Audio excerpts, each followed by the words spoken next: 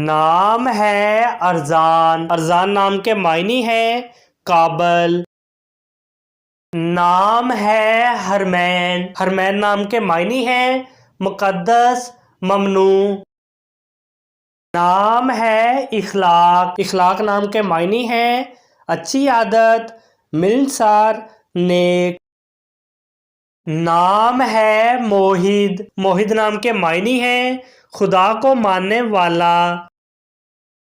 नाम है Safwan. Safwan नाम के मायने हैं हमवार पत्थर, चकोर, चमकदार पत्थर, इंतहाई चमकीला पत्थर।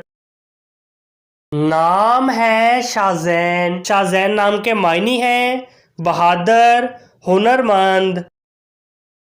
नाम है सुफियान। सुफियान नाम के मायने हैं नहायत चमकीला, बहुत रोशन, चमकता हुआ। नाम है जावियार। जावियार नाम के मायने हैं बहादुर। नाम है अरीश। अरीश नाम के मायने हैं खुदा तर्स, इंसाफ नेक, साले।